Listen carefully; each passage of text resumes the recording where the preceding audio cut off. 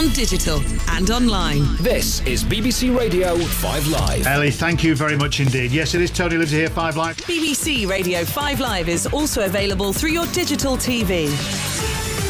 Sky, Freeview, Freesat and Virgin Media are just some of the ways you can listen. We just want to talk about this story. You may have noticed, if you're a fan of Emmerdale, like myself, you'll have noticed the ever-decreasing Pauline Quirke. She's left the programme now, but... she's shrunk, hasn't she? She did. She came down in size quite dramatically. In a recently released autobiography, she says that she was completely to blame for being overweight. She said, "I'm not big-boned or pleasantly plump. I'm just fat because I'm greedy. I eat and drink too much and I exercise too little." So is this a fair statement, or does it oversimplify the problem of obesity? Fatima Parker is a size acceptance campaigner. Hello, Fatima. Hello, Tony. Welcome to the show. Thank you very much. Steve Miller's with us, a TV weight loss expert. Hello, Steve. Hi Fatima. Hi, Tony. Hello, Fatima, first of all, Right. Pauline Quirke, quite an honest admission there, and of course that will play into the laps of those people who do say, well, anyone who is overweight only has themselves to blame. Of course. I mean, I cannot really comment on her lifestyle because I do not know how she lives or how she looks after herself, or why does she choose to follow what has been known for many years as a stereotype of obesity, or fatness. If you eat too much and you drink too much and you do not exercise, you're going to get fat. This is not a secret, and it's something very public, and we can see it 24 hours a day.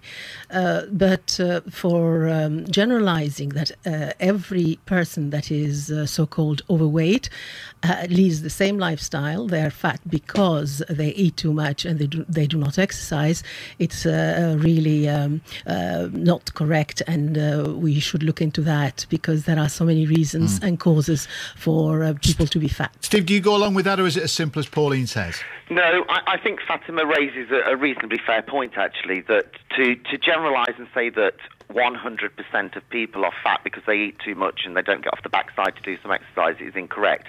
I think generally speaking, based on my experience of working with fat people, is that I would say 80% of people are fat because they have fallen into bad habits, they've got lazy, and they're doing what Pauline has said, which is they've got too greedy, and I was one of those people.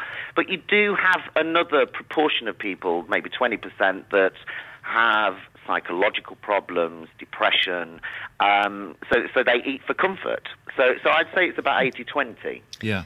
And Pauline Quirke really is not saying, she's not talking about other people here, she's simply talking about herself and her problem. I wouldn't like it to be thought that I guess she was trying to oversimplify it herself. Fatima, what do you say, though, about Pauline Quirke's weight loss? Do you think, are you saying she should have been happy with her size? She obviously seems a lot happier now that she's lost weight. Of course she would be, of course, because we live in a fat-hating world, not only in the UK, it's all over the place. It's very intelligent of my colleague here to show that he's taking the blame of the 20% of fat people, but he's putting it back, because if you are not overeating and being lazy, you are depressed and you're binging or comfort eating, which is not what I said. And it's not really 80-20. There are so many reasons. I mean, we're talking about research that has not been in the mainstream and just of the media, and saying that it's only us fat people trying to find excuses for our fatness and our laziness and gluttony.